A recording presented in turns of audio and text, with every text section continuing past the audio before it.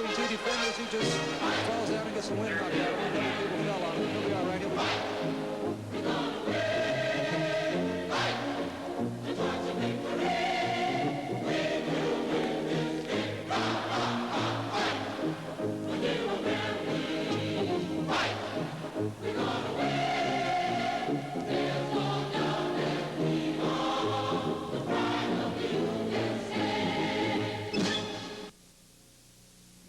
It's been a little better than 10 years since the Grambling Marching Band went to Africa, an unprecedented trip for any American university marching band.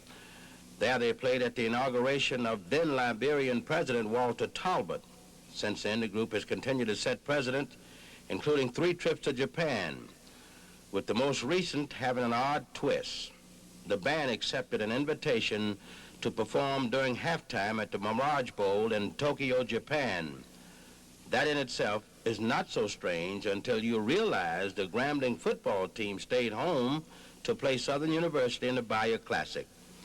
The halftime performance would be for a game played between Clemson and Wake Forest. And their bands, like the Grambling football team, stayed home. The trip to Japan was incredible. A mammoth amount of work for everyone involved, but a lot of fun too.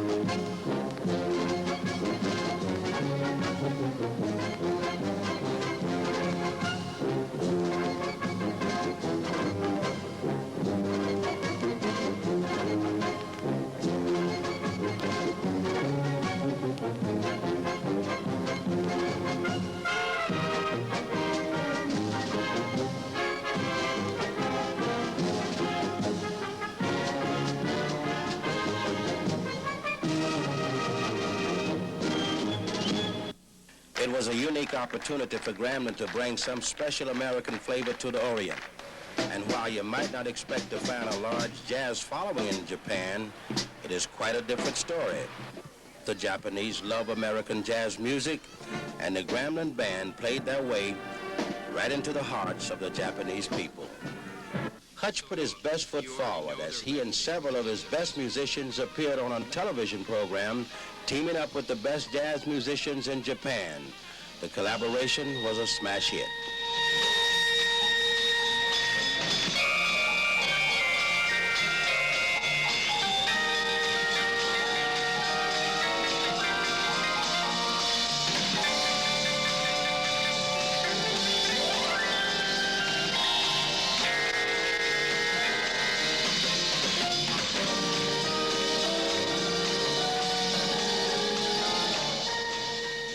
The show was seen all over Japan, and we did a 4-hour show. We went in something like 7 o'clock, and if I remember correctly, it was about 2 o'clock in the morning when we had left the studio going back to the hotel. Remember that Tokyo has over 8 million, and well, it was broadcast, telecast nationally.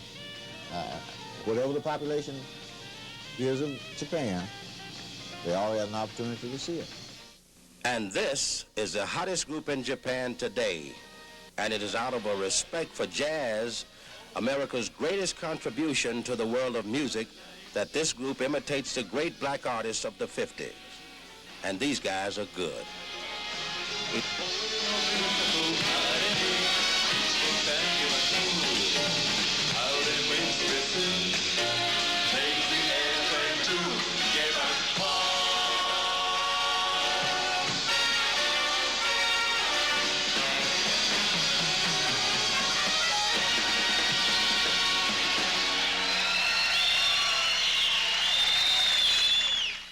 While the trip was packed with work, the members did have a chance to absorb some of the rich tradition that is Japan.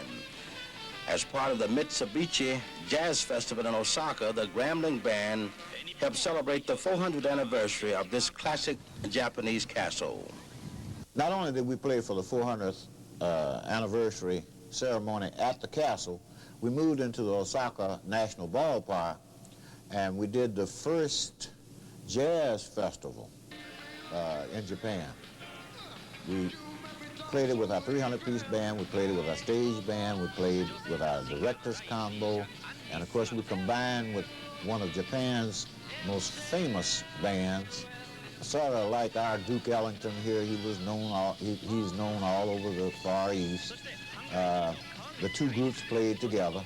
And in addition, there was another famous Japanese group of singers, the Shirelles. And as the journey moved to Tokyo, the group showed its versatility by actually becoming 4 bands in one.